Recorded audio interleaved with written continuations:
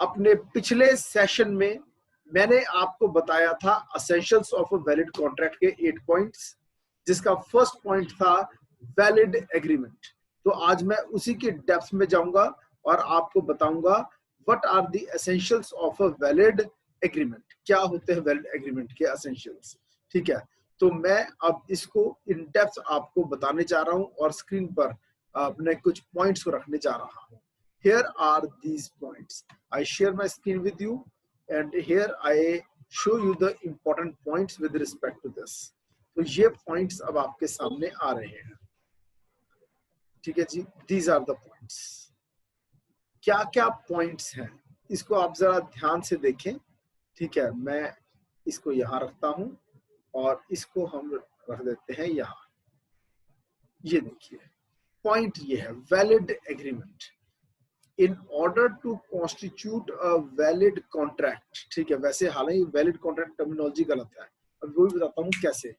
ठीक है, तो in order to constitute a contract there has to be many things and the first and foremost among them is validity of the agreement. The agreement has to be a valid one. अब agreement valid कब कहलाएगा, कब एक agreement को हम कहेंगे कि वो वैलिड है? जब दो चीजें उसमें होंगी। अब समझो, सबसे पहली चीज जो मैं आपको बताना चाहूंगा वो ये है कि सेक्शन 2B ये कहता है कि प्रपोजल और ऑफर एक ही बात होती है। प्रपोजल या ऑफर कुछ भी कह लो उसे, उसमें जब ऐड हो जाती है एक्सेप्टेंस, जब उसमें ऐड हो जाती है एक्सेप्टेंस तो बनता है क्या? एग्रीमेंट।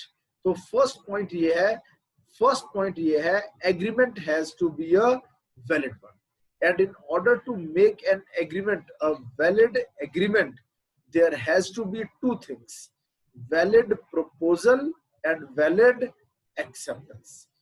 वैलिड ऑफर हो और वैलिड ही आपकी एक्सेप्टेंस हो, तभी आपका एग्रीमेंट वैलिड होगा। यानी इस पूरे पॉइंट को समझने के लिए हमें करना पड़ेगा what are the essentials of a valid proposal and what are the essentials of a valid acceptance. तो ये दो क्वेश्चन बन गए और ये दो क्वेश्चन इतने बड़े क्वेश्चन बन जाते हैं कि सेक्शन 1 टू सेक्शन 9 का मेजर पोर्शन इसके अंदर कवर हो जाता है। सेक्शन 1 टू सेक्शन 9 जितना भी कम्युनिकेशन का चैप्टर है, क्योंकि वो प्रपोजल जो कम्युनिकेट ही नहीं हुआ, ठीक है, वो प्रपोजल ही नहीं है। तो कब एक ऑफर की कम्युनिकेशन को कंप्लीट समझा जाएगा और कब एक एक्सेप्टेंस की कम्युनिकेशन को कंप्लीट समझा जाएगा, ठीक है, उससे पता चलेगा कि हमारा प्रपोजल एक वैलिड प्रपोजल है या नहीं, हमारा एक्सेप्टेंस एक वैलिड एक्सेप्टेंस है या नहीं। और जब वैलिड ही हो ऑफर और जब वैलिड ही हो एक्सेप्टेंस तो ऑटोमेटिकली बन जाएगा वैलिड एग्रीमेंट। क्लियर? तो जो एक एग्रीमेंट है ये कुछ फिजिकल चीज तो है नहीं, ये टेंजिबल है। अब there is what's the difference? Tangible वो चीज है जिसको हम टच नहीं कर सकते। जो फिजिकल चीज है वो दिखाई देती है, उसको टच कर सकते हैं, पर टेंजिबल जिसको हम टच नहीं कर सकते। क्लियर? तो there has to be a valid proposal and a valid acceptance. Indian law में ऑफर की जगह हर जगह वर्ड यूज करना चाहिए आपको प्रपोजल। फिर the parties should have consensus ad idem. What is consensus ad idem? Identical views on the same subject matter. एक ही चीज पर एक ही विचार दोनों पार्टीज के अगर हैं तो इसका मतलब दोनों पार्टीज ने अचीव कर लिया है consensus ad idem. consensus ad idem. जब तक ये नहीं होगा तब तक वैलिड एग्रीमेंट हो ही नहीं सकता। There has to be exchange of mental views. एक के दिमाग की बात वो दूसरे को एक्सप्रेस करे, ये नेसेसरी है, जरूरी है। तभी पता चलेगा कि क्या दोनों पार्टीज के आइडेंटिकल व्यूज हैं या नहीं है। तो सबसे पहली चीज प्रपोजल के बारे में हम बात करने जा रहे हैं। कि एक प्रपोजल चीज क्या है। क्लियर? उसको हम डेप्थ में स्टडी करेंगे अब यहां से। प्रपोजल, इंडियन कॉन्ट्रैक्ट एक्ट 1872 का सेक्शन 2(a) डिफाइन करता है प्रपोजल को। पहला, व्हेन वन पर्सन, ठीक है, और यहां से आ जाए वर्ड लेते हैं हम, when one person will signify to another person, signify to another person, यानी पहली चीज तो ये हो गई, there has to be two persons. इसका मतलब ये निकला, क्या एक इंसान खुद अपने आप को प्रपोजल दे सकता है? इम्पॉसिबल, सेक्शन 2(a) की डेफिनेशन में फिट नहीं होता। फिर अगला वर्ड है सिग्निफाई, अगली चीज है सिग्निफाई। अब सिग्निफाई वर्ड का क्या मतलब है? यानी कि एक्सटर्नली, एक्सटर्नली किसी को एक्सप्रेस करना, कोई ऐसा एक्ट जिससे एक इंसान की भावनाएं दूसरे पर प्रकट हो जाए, तो सिग्निफाई होना जरूरी है। Signify to another his willingness to do और नॉट टू डू समथिंग, यानी इट कुड बी पॉजिटिव और negative, it could be positive और नेगेटिव। इसका क्या मतलब निकला? यानी टू डू और टू एब्सटेन फ्रॉम डूइंग, कुछ करने से खुद को रोकना, ठीक है, या कुछ करना, एब्सटेन फ्रॉम डूइंग। इन दोनों में से कुछ भी हो सकता है, टू डू समथिंग, ठीक है, और to abstain from doing something. Clear? Do something, abstain, so an offer may be for doing or some abstinence with a view to obtain, with a view to obtain the assent of such person। अब view to obtain the assent, ये अलग point बन गया, ये fourth point बन गया कि objective of, what is the objective to signify, जो सिग्निफाई किया है उसको करने के पीछे उद्देश्य होना चाहिए कि दूसरा आदमी आंसर करे यस या no. To signify, objective to signify क्या है? टू, ये फॉरवर्ड नहीं होना चाहिए, यहां पर वर्ड होना चाहिए कुछ और, अभी बता देता हूँ क्या। ठीक है, ये देखो, टू की जगह यहां लिखते हैं objective behind, objective behind signifying, signify करने के पीछे ऑब्जेक्टिव क्या है? To obtain, to obtain, to obtain reply, कि दूसरा आदमी जवाब दे कि दूसरे आदमी की यस है या नो है। इस उद्देश्य से जब आप कुछ करने या ना करने की भावना दूसरे के सामने प्रकट करते हैं, तब इसे आप उसे प्रपोज कर रहे हैं। Of such person to such an act और abstinence he is said to make a proposal or an offer। तो इससे पता चलता है कि आपने प्रपोज कर दिया। अब समझो, पहला, दो पार्टीज होनी चाहिए, कुछ करने या ना करने की भावना होनी चाहिए, उसको सिग्निफाई करना जरूरी है, और सिग्निफाई करने के पीछे उद्देश्य ये होना चाहिए कि अब दूसरी पार्टी जवाब देगी यस या नो। क्लियर? अब जिसने प्रॉमिस किया है, the person making the offer, उसे ऑफरर या प्रॉमिसर कहते हैं। क्लियर? और जिसको ऑफर दी गई है, जिसको अब एक्सेप्ट करना है, ठीक है, वो प्रॉमिसी है, ठीक है, वो ऑफरी है, और द एक्सेप्टर और ऑफरी, वो एक्सेप्ट कर रहा है, उसको ऑफर मिली है, उसको प्रॉमिस मिला है, उसको प्रपोजी भी कहेंगे। क्लियर? तो proposer, proposee, offeror, offeree, promisor, promisee. Clear? और आगे चलते हैं। नेक्स्ट, ऑफरर, जिसने ऑफर दी है, वो अपनी विलिंगनेस को एक्सप्रेस करेगा कुछ ना करने या कुछ करने की। ठीक है, only willingness is not enough, ठीक है, there has to be a desire, ठीक है, और simply a desire to do और not do something will not constitute. जो जरूरी चीज है वो क्या है? उसके पीछे का ऑब्जेक्टिव भी देखना होगा कि क्या दूसरे की यस या नो जानने के लिए अपनी विलनेस बताई है या नहीं। अगर आप कह देते हो किसी को कि मैं सोच रहा हूं कि अपना मकान मैं सस्ते में भी 60 लाख रुपए में भी निकाल दूं, वैसे 65 लाख का रेट है मार्केट में, पर क्योंकि मुझे अमेरिका जाना है मैं विचार कर रहा हूं कि क्यों ना 60 लाख में निकाल दूं, ठीक है, क्योंकि मुझे इस टाइम पैसों की जरूरत है और मैं नहीं चाहता कि मुझे अमेरिका जाने में कोई दिक्कत आए। क्लियर।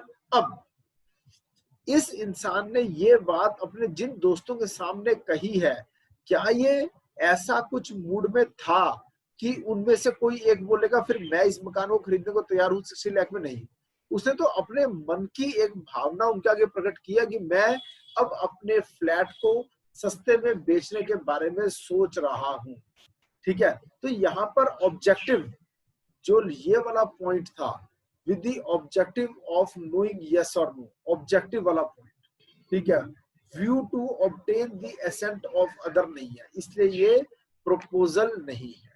क्लियर। और आगे चलते हैं। ऑफर पॉजिटिव भी हो सकती है, नेगेटिव भी हो सकती है, टू डू समथिंग भी हो सकती है, to not to do something भी हो सकती है, ठीक है। Okay, both are valid proposals. कि अगर मैं अपनी दुकान बंद कर देता हूं हमेशा के लिए, सारा फायदा तुम्हें होगा क्योंकि तुम मेरे कॉम्पिटिटर हो, तो तुम बताओ बदले में क्या मुझे 10 लाख रुपए दोगे? ये एक वैलिड प्रपोजल है। क्लियर। कि कुछ ना करने की भी ऑफर वैलिड ऑफर होती है। अब हम बात करेंगे एसेंशियल्स ऑफ अ प्रपोजल। कब एक प्रपोजल को हम को कहेंगे वो सही है? जब ये एसेंशियल्स पूरे हो। पहला, सर्टेन क्लियर डेफिनेट, कि जो आप प्रपोजल किसी को दे रहे हैं वो होना चाहिए सर्टेन, वो होना चाहिए क्लियर, और वो होना चाहिए डेफिनेट। अब इसका क्या मतलब है? ठीक है, सर्टेन, तुम्हारी जो गाड़ी तुम्हें सबसे ज्यादा पसंद हो, मैं वो खरीदने को तैयार हूं 10 लाख रुपए में। तुम्हारे पास इतनी गाड़ियां हैं, पर जो गाड़ी तुम्हारी सबसे ज्यादा अच्छी तुम्हें लगती है, तुम मुझे वो दो, मैं तुम्हें 10 लाख दूंगा। क्या ये वैलिड प्रपोजल है?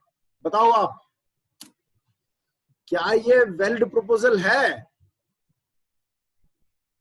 बोलो स्टूडेंट्स, रिप्लाई। जो गाड़ी तुम्हें सबसे ज्यादा पसंद हो, अगर तुम वो मुझे दे दोगे तो मैं तुम्हें 10 लाख रुपए दूंगा। क्या ये वैलिड प्रपोजल है? Come on students, reply, I am waiting. Karan, Pankaj, Parwaz, Harman, किसी को जवाब नहीं आता? Rajat, Smriti, Sunidhi, come on reply, I can't hear you. क्या हो गया आपको? Come on reply. जो गाड़ी तुम्हें सबसे ज्यादा पसंद है, अगर तुम वो मुझे देते हो, मैं तुम्हें 10 लाख रुपए दूंगा। क्या ये प्रपोजल वैलिड प्रपोजल है? मैं बोलूं क्या? रिप्लाई करेंगे? कम ऑन रिप्लाई। किसी बच्चे ने चैट में कुछ बोला, आई थिंक नो। करण कह रहा नहीं है, ठीक है। आंसर है this is not a valid reply. आप बोल सकते हो, माइक ऑन करके बोल सकते हैं, ठीक है। मैं भी कह रहा हूं yes, this is not a valid proposal. क्यों? सबसे अच्छी गाड़ी, अभी तो कोई भी गाड़ी हो सकती है, ठीक है, तो इट शुड बी सर्टेन। तुम मुझे अपना घर दे दो, अपना प्रॉपर्टी मेरे नाम कर दो, मैं तुम्हें बहुत दुआएं दूंगा। क्या ये वैलिड प्रपोजल है? Answer, is this a valid proposal? भाई चैट में आप लिख रहे हो, बोल दिया करो। बोलो, क्या ये वैलिड प्रपोजल है? No sir. This is no not. Sir. बहुत सारी दुआएं दूंगा, how can this be a valid proposal? No, this is not a valid proposal. ठीक है जी। अभी इसके कुछ केस लॉस भी मैं आपको करवाने वाला हूं। फिर क्लियर, ठीक है। क्लियर होना चाहिए क्या करना है क्या नहीं करना है, डेफिनेट होना चाहिए कौन से वाली गाड़ी, clear. So the proposal must be certain, clear and.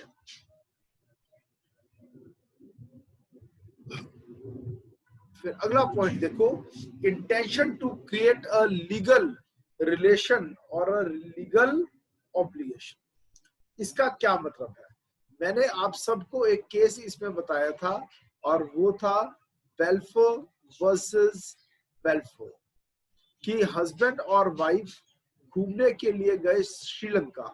तब श्रीलंका का नाम होता था Ceylon, old name of Sri Lanka Ceylon. और वहां पर वाइफ की तबीयत खराब हो गई, शी वेंट इल। हस्बैंड को रिटर्न करना था, वापस आना था।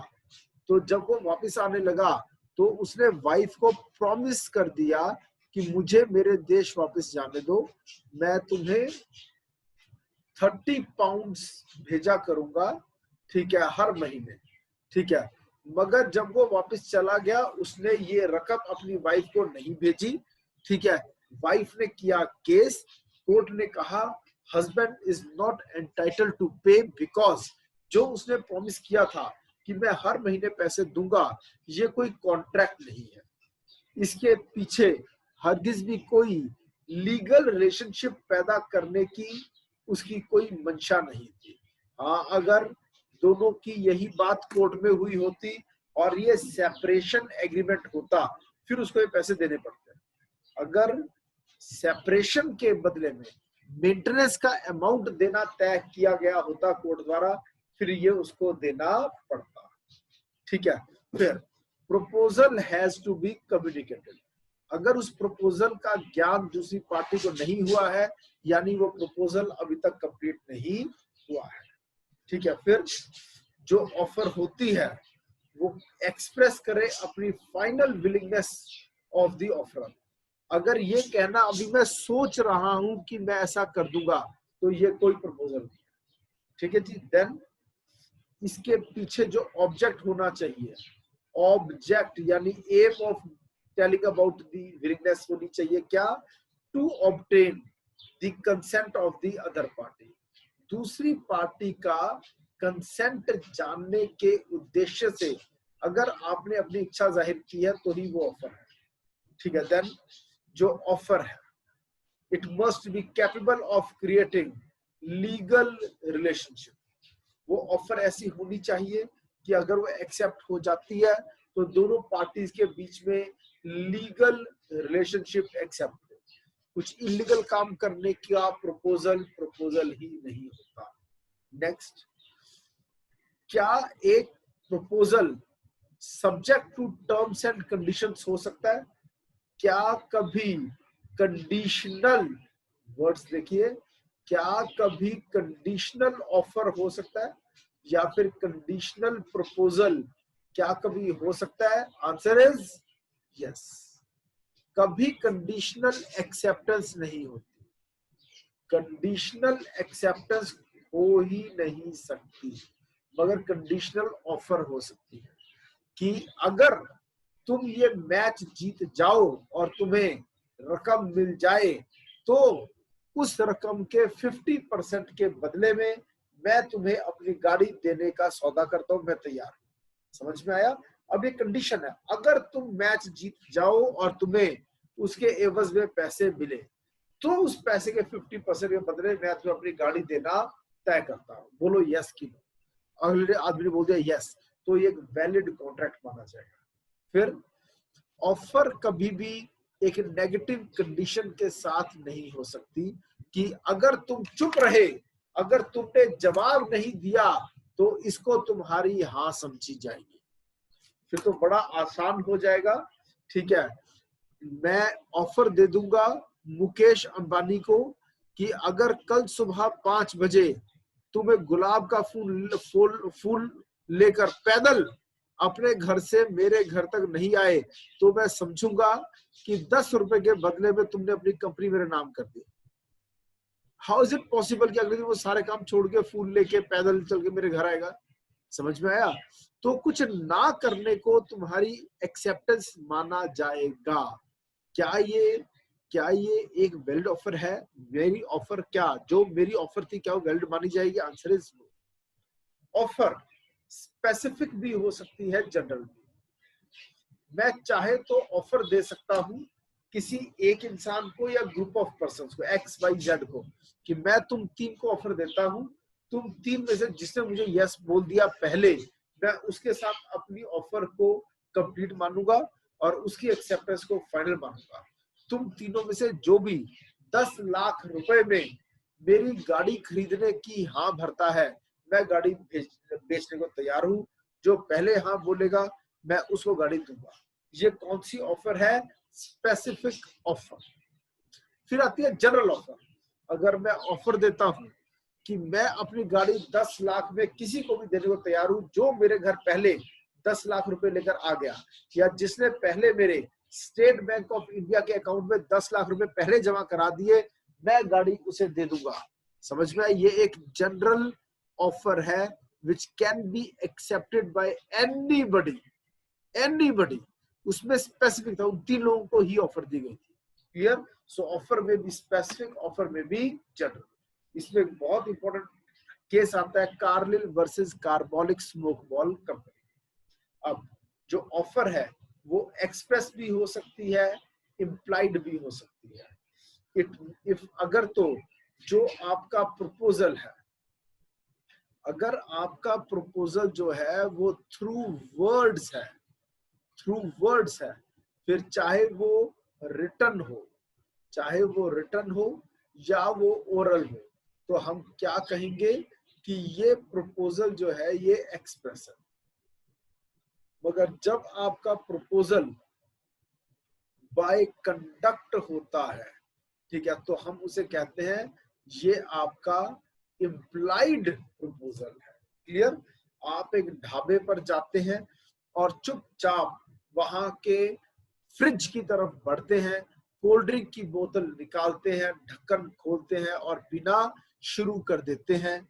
जो दुकान का मालिक है वो आपको देख रहा है ये सब कुछ करते हुए, पर वो बोल नहीं रहा। उसका कुछ ना बोलना एक एक्सेप्टेंस बाय कंडक्ट है। आपका भी कुछ ना बोलना, बस जाकर सीधा फ्रिज खोलकर कोल्ड ड्रिंक की बोतल को निकालकर, सील तोड़कर, ढक्कन खोलकर पीना स्टार्ट कर देना, क्या है वो? आपकी इम्प्लाइड प्रपोजल है। यानी बाय कंडक्ट आप प्रपोज कर रहे हैं जिसको उसने बाय कंडक्ट एक्सेप्ट किया है। देन स्पेशल टर्म्स और conditions in an offer must also be communicated. अगर कोई स्पेशल टर्म्स है आपके प्रपोजल में, ठीक है, तो आपको वो कम्युनिकेट करनी होगी, ठीक है, और अगर नहीं की तो माना जाएगा कि वो टर्म्स नल एंड वॉइड है। स्पेशल कंडीशंस कि मेरी ये बात जो है केवल वही आदमी मान सकते हैं जिन्होंने आर्मी में कम से कम 10 साल की नौकरी की है, ये ऐसा कुछ। Clear? Then offer must be distinguished from invitation to an offer. ठीक है, दो अलग अलग चीजें हैं प्रपोजल यानी कि ऑफर और इनविटेशन टू ऑफर। तो ऑफर अलग है, इनविटेशन टू ऑफर अलग है। इसमें 3 एग्जांपल्स करेंगे कि अगर कोई एडवर्टीजमेंट आती है पेपर में या किसी भी तरह से किस चीज की, ऑक्शन की, तो वो इनविटेशन टू ऑफर है, ऑफर नहीं। आप किसी ढाबे में जाते हैं, रेस्टोरेंट में जाते हैं, वाइन शॉप पे जाते हैं, जो रेट लिस्ट आपको मिलती है, आपको किताबों की दुकान पर जो कैटलॉग मिलता है, वो केवल इनविटेशन टू ऑफर है, ऑफर नहीं। क्लियर? टैग लगा हुआ है रीबॉक के शोरूम में, एक जूते के ऊपर टैग लगा है कि ये जूता 4500 रुपीज का है, तो ये क्या है? केवल इनविटेशन टू ऑफर। अगर उस जूते को उठाकर आप जाते हैं काउंटर पर, कहते हैं ये जूता मैं खरीदने के लिए तैयार हूं, ये लो 4500, ये जूता मेरा हुआ, दुकान का मालिक कह सकता है सॉरी हम ये आपको नहीं बेचेंगे। आप कहते हो, आपने जूते को रैक में रखा, रेट लिख दिया, वो थी ऑफर, मैंने पैसे काउंटर पर रख दिया, ये है एक्सेप्टेंस, तो अब तो जूता आपको देना पड़ेगा। आप गलत है, दुकानदार सही है, क्योंकि प्राइस टैग लगा के आर्टिकल्स को शोकेस में रखना ऑफर नहीं है, इनविटेशन टू ऑफर है। क्लियर? अब मैं इन 12 के 12 असेंशियल्स को आपको अच्छे से एक्सप्लेन करूंगा। आई होप आपको 12 का ब्रीफ समझ में आ गया। Any question? मैं आपसे पूछता हूं, कोई क्वेश्चन है? कोई क्वेश्चन पूछे? आगे चलूं? सर आगे चलो। चलो अब चलते हैं एसेंशियल्स एक्सप्लेन्ड। सबके सब एसेंशियल्स शायद आज नहीं हो पाएंगे, पर फिर भी मेजर हिस्सा मैं आज कर दूंगा। ठीक है सर, मेजर तो खैर नहीं हो पाएगा, फिर भी काफी कर देंगे। Certain, clear and definite. एक प्रपोजल को तभी वैलिड प्रपोजल माना जाता है जब वो सर्टेन है, क्लियर है, डेफिनेट है। अब ये लाइन है, I am interested in selling my house on a fair price. Fair price, क्या ये प्रपोजल है? No, not clear, not certain. अगला, आई विश, कि मैं ये कामना करता हूं। somebody could buy my house for 5 lakhs। कोई मेरा घर काश 5 लाख में खरीद ले, मैं ऐसी कामना करता हूं। अभी जिसको आप बेचना चाहते हो उसको कम्युनिकेट नहीं किया, तो ये भी क्या हो गया? Not an offer. नेक्स्ट, मैं विलिंग हूं अपना घर बेचने को फॉर अप्रोक्सीमेटली 5 lakhs और नियर अबाउट इट। अब ये अप्रोक्सीमेटली 5 लाख कुछ नहीं होता। अप्रोक्सीमेट क्या पता आप 4 लाख को भी अप्रोक्सीमेटली 5 लाख गिन रहे हो, क्या पता 4.5 लाख को भी अप्रोक्सीमेट 5 लाख गिन रहे हो। तो जहां अराउंड या अप्रोक्सीमेटली वर्ड आ गया वो प्रपोजल नहीं है, because it is not certain, it is not clear. और proposal must be certain, clear, definite. Next, मैं तैयार हूं, I am prepared to sell the house to a buyer for a fair price. कि अगर ठीक ठाक पैसे मिलेंगे तो मैं बेच दूंगा।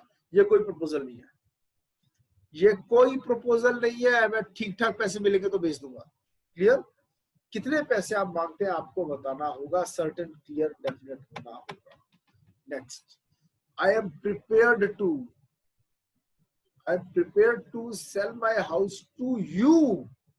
मैं तुम्हें बेचने को तैयार, टू यू फॉर 5 लाख। अब इसमें स्पेसिफिक भी हो गया किसको बेचना है, कितने का बेचना है, क्या बेचना है। तो ये वैलिड ऑफर, वैलिड प्रपोजल है। अब इसमें एक बड़ी लैंडमार्क जजमेंट आई, गथिंग वर्सेस इंग्लैंड। एक घोड़े के बेचने का सौदा था और बेचने वाले के साथ क्या रेट हुआ और कंडीशन क्या लगा दी गई। ठीक है, वो क्या था? एक सर्टेन प्राइस तो तय कर दिया गया, लेकिन साथ में क्या लगा दिया? Promise to give 5 pounds more if the horse proved lucky. Race course के घोड़े हैं, एक ही रेस जीत जाए तो कई करोड़ों कमा लेते हैं। उसने कहा अगर ये घोड़ा तुम्हारे लिए लकी निकला तो मैं तुमसे जो रेट है उससे 5 pounds एक्स्ट्रा लूंगा। अब घोड़ा लकी निकला, इस शब्द के मतलब के मायने क्या है? एक रेस जीतने को लकी बोलेंगे, हर रेस जीतने को लकी बोलेंगे, एक में से 10 में से 3 रेस जीतने को लकी बोलेंगे, या 10 में 7 के रेस जीतने को लकी बोले, किसी को नहीं पता। There is no mechanism, there is no machinery in law, machinery to determine the luck है। क्लियर? So this agreement was held to be void for uncertainty. इसके साथ आपको स्टडी करना चाहिए बेयर एक्ट का इलस्ट्रेशन एफ ऑफ सेक्शन 29। ये मैं आपको दिखाता हूं। अब मैं आपके सामने रखने जा रहा हूं illustration F of section number 29 of Indian contract act 1872। उससे आपके फंडे और ज्यादा क्लियर हो जाएंगे। ये आ गया है आपके सामने 29, 25, ये 28 तक हो गया, 28 तक हो गया, और ये आ गया 29F। A agrees to sell to be my white horse for ₹500 and ₹1000.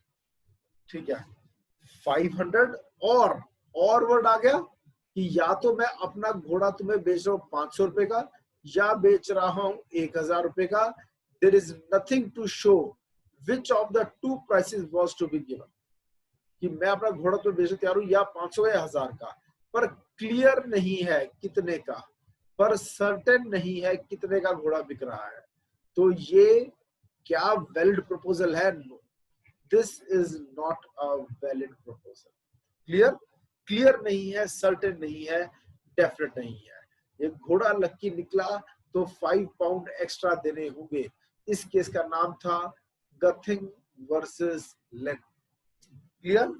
और आगे चलते हैं अब हम. Then second session. मैं आज के सेशन को यहीं पर खत्म करना चाहूंगा, ये लंबा पॉइंट है. Intention to create legal relationship. अगली बार का हमारा जो सेशन शुरू होगा वो यहीं से होगा, यानी बेल्फोर वर्सेस बेल्फोर. ठीक है, यानी कि intention to create a legal relation. ठीक है, this is the second essential. This is the second essential of valid proposal. Any question, कोई सवाल आप में से बच्चा पूछना चाहेगा? एनी क्वेश्चन, अगर कोई पॉइंट समझ में नहीं आया पूछिए. क्लियर है? क्या मैं इस सेशन को यहां एंड कर दूं? ये सेशन एंड हो. क्लियर? कोई क्वेश्चन पूछना चाहते हैं तो पूछ सकते हैं आप.